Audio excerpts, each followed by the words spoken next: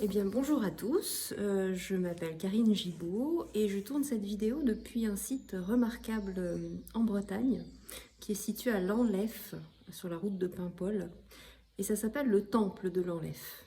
C'est un haut lieu énergétique pas tellement connu, voire pas du tout, du grand public dans lequel circule une énergie très particulière et très puissante.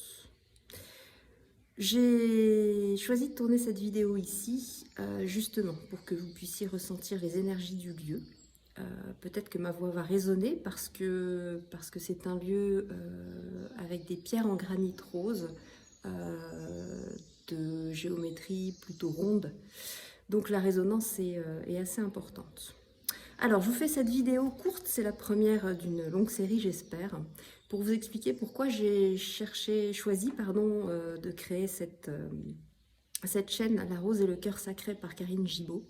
En fait, ça n'a pas vraiment été un choix au départ, j'y ai été poussée il y a quelques temps déjà, lors d'un séjour en Bretagne sur la côte de Granit Rose.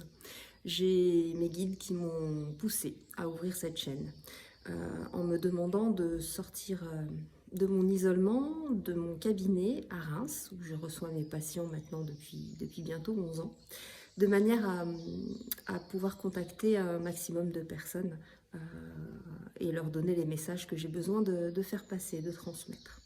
Donc me voilà ici en Bretagne parce que c'est une région où je suis appelée à venir de plus en plus souvent, me ressourcer mais également œuvrer. Créer des ateliers, donner des conférences, accompagner les personnes qui se présenteront à moi. Alors, je voulais me prendre le temps de me présenter rapidement. Donc, je suis installée comme psychothérapeute depuis bientôt 11 ans. J'ai mon cabinet sur Reims. Donc, j'ai démarré par la psychothérapie d'orientation jungienne. Donc déjà avec cette notion holistique, cette approche holistique, donc globale de l'être humain, y compris avec cette notion de transcendance. La spiritualité était quand même quelque chose de présent dans les accompagnements thérapeutiques de Carl Gustav Jung. Donc je me suis formée à la psychothérapie pendant 5 ans et donc j'ai ouvert mon cabinet il y a maintenant 10-11 ans. Et puis rapidement, pas si rapidement que ça, au bout de 8 ans, je me suis dit que je souhaitais me former à d'autres outils que la psychothérapie. Donc je me suis formée à l'hypnose de manière à pouvoir travailler sur les peurs, les phobies, les blocages, les schémas répétitifs de manière encore plus efficace. Et puis ça ne suffisait toujours pas, donc je me suis formée aux soins énergétiques, différents soins énergétiques. J'ai reçu des initiations, notamment aux 12 rayons sacrés, à l'énergie du féminin sacré d'Isis, à l'énergie du masculin sacré de Shiva. Et puis j'ai découvert la lecture des annales akashiques au mois de mars l'année dernière, donc en 2022.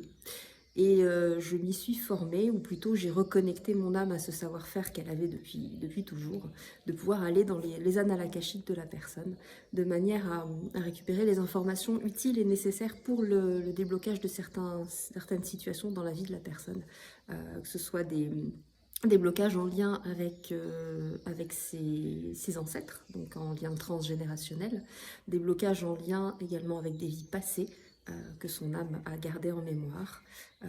Voilà, donc à force de toutes ces formations et de mon expérience, j'ai pu mettre au point une méthode d'accompagnement global des personnes qui viennent me voir au cabinet, ou également à distance, puisque mes soins peuvent se faire également à distance.